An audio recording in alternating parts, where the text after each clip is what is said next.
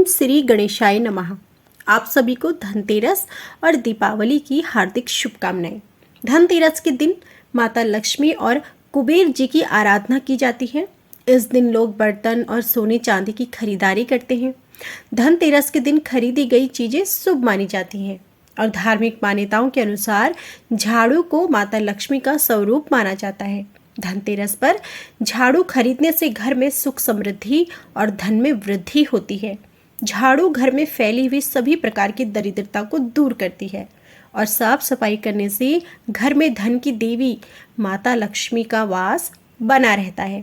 तो आज के इस वीडियो में आप जानिएगा कि धनतेरस के दिन त्रयोदशी तिथि कब से कब तक रहेगी, इस दिन पूजा का शुभ मुहूर्त क्या रहेगा, खरीदारी का शुभ मुहूर्त क्या रहेगा, यदि आप धनतेरस के दिन झाड़ू खरीद रहे हैं तो आपको किन बातों का ध्यान रखना चाहिए।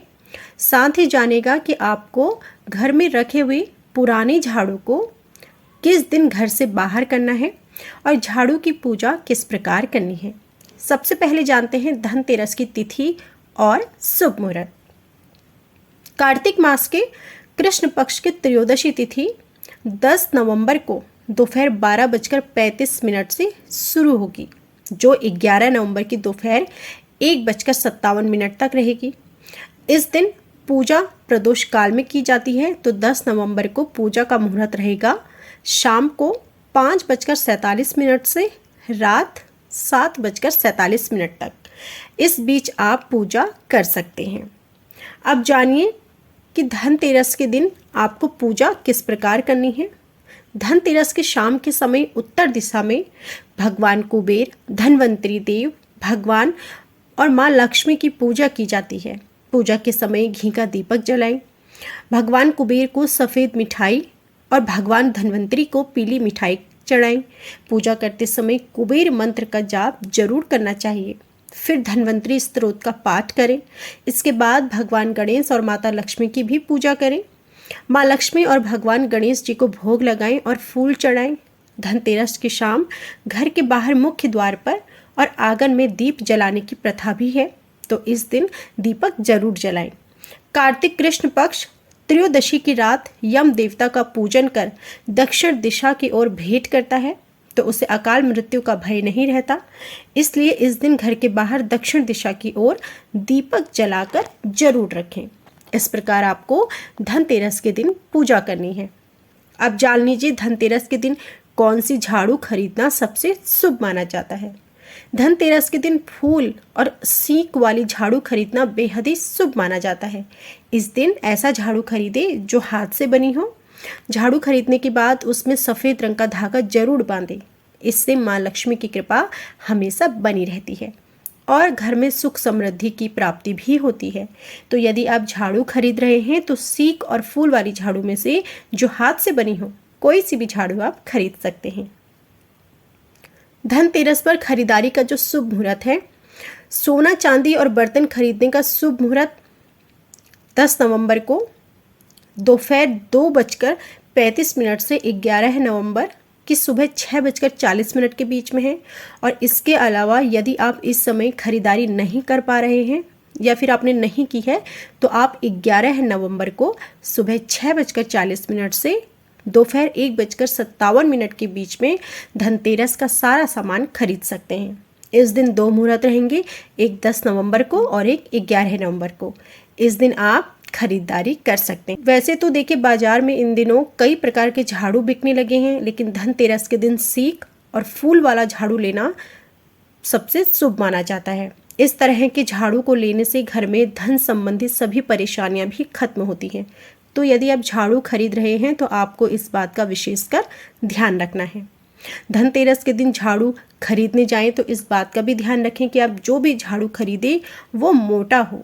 धार्मिक मान्यता है कि जितना मोटा और घना आपका झाड़ू होगा, आपके घर में उतना ही सकारात्मक प्रभाव पड़ेगा। इस बात का भी ध्यान रखें कि टूटी सीक वाली झाड़ू ना खरीदें, क्योंकि इस तरह के झाड़ू को खंडित माना जाता है। और जब भी झाड़ू खरीदते हैं तो उसकी पूजा की जाती है, तो आप पहले देख लीजिएगा कि झाड़ू की सीक कहीं से टूटी हुई ना हो। धार्मिक मान्यताओं में टूटी सीक वाली झाड़ू को दरिद्रता के समान समझा जाता है। तो हो सके झाड़ू को खरीदते समय आपको इन बातों का ध्यान जरूर रखना है। अब जानिए कि धनतेरस के दिन झाड़ू की पूजा किस प्रकार करनी है। धनतेरस के दिन झाड़ू की पूजा माँ लक्ष्मी की पूजा की तरह ही करें। झाड़ू को हल्दी, कुमकुम और चावल लगाएं। उसके बाद उस पर सफ़ेद रंग का धागा जरूर बांधें। इससे माँ लक्ष्मी की कृपा हमेशा बनी रहती है और सौभाग्य की भी प्राप्ति होती है। इसलिए झाड़ू की भी आपको पूरे विधि विधान से पूजा करनी है। धनतेरस से दीपावली के बीच घर के पुराने या टूटे हुए झाड़ू को ऐसी जगह रखें जिस पर किसी की नज़र ना पड़े। इसलिए हो सके तो झाड़ू को ऐसी जगह ही रखें जहाँ पर किसी की भी, आपकी या फिर बाहर से कोई भी घर पे आता है, उस झाड़ू पे नज़र ना पड़े। अब जानिए कि घर की पुरानी झाड़ू को आपको घर से बाहर कब करना है। लक्ष्मी पूजन के अगले दिन गोवर्धन पूजा होती है और उस दिन सुबह जल्दी उठकर पूरे घर की साफ सफाई करते हैं। पूरे घर की साफ सफाई के साथ में ही आप पुरानी झाड़ू को भी उसी दिन घर से निकाल दीजिए। और साथ ही इस बात का भी ध्यान रखिए कि जहाँ भी आप पुरानी झाड़ू रखें, एकदम से ना किसी की नज़र पड़े और ना ही किसी का पैर झाड़ू पर लगे। तो आप लक्ष्मी पूजन के अगले दिन गोवर्धन पूजा के दिन आप पुरानी झाड़ू को घर से बाहर कर सकते हैं। अब जानिए पुरानी झाड़ू के साथ आपको कौन से उपाय करने। धनतेरस के दिन नई झाड़ू खरीद कर लाई जाती है और झाड़ू को माँ लक्ष्मी का रूप मानते हैं। कई लोग इस दिन नई झाड़ू खरीदकर पुरानी झाड़ू को फेंक देते हैं, लेकिन ऐसा करने से माँ लक्ष्मी नाराज हो सकती हैं। ऐसे में आर्थिक परेशानियों का सामना भी करना पड़ सकता है। धनतेरस पर पुरानी झाड़ू को सिंदूर, कुमकुम, अक्षत लगाकर पूजा करने से लाभ होता है और इसके साथ नई झाड़ू का भी पूजन करें। ज्योतिषों के अनुसार पुरानी झाड़ू के सिरे पर काले रंग का धागा बांधकर ऐसी जगह पर रख दे जहां से किसी बाहरी व्यक्ति को वह दिखाई न दे। और वास्तु के अनुसार झाड़ू शुक्र ग्रह से संबंधित होता है और काला धागा शनि ग्रह से। इसलिए ऐसा करने से दोनों ही ग्रह मजबूत होते हैं और घर में नकारात्मक ऊर्जा का प्रवेश नहीं होता। इसलिए धनतेरस के दिन पुरानी झाड़ू की बजाय नई झाड़ू से साफ सफाई करना अच्छा माना जाता है। लेकिन ध्यान रहे पुरानी झाड़ू जहाँ भी रखें वह जगह ऐसी हो जहाँ पर किसी की नज़र न पड़े। पौराणिक मान्यताओं के अनुसार समुद्र मंथन के दौरान कार्तिक मास के कृष्ण पक्ष की त्रयोदशी तिथि के दिन भगवान धन्वंतरी अपने हाथों में अमृत का कलश लेकर प्रकट हुए थे। इसलिए इस दिन उनका पूजन किया जाता है। धनतेरस के दिन धन की देवी माँ लक्ष्मी और कुबेर महाराज और भगवान धन्वंतरी की पूजा की जाती है। मान्यता है कि इस दिन विधि पूर्वक पूजा करने से घर में धन की कोई भी कमी नहीं होती है तथा माँ लक्ष्मी का आशीर्वाद भी बना रहे। तो यह थी संपूर्ण जानकारी। उम्मीद करती हूँ आपको हमारी यह वीडियो ज़रूर पसंद आई होगी। वीडियो पसंद आई हो तो प्लीज़ वीडियो को लाइक ज़रूर कीजिएगा।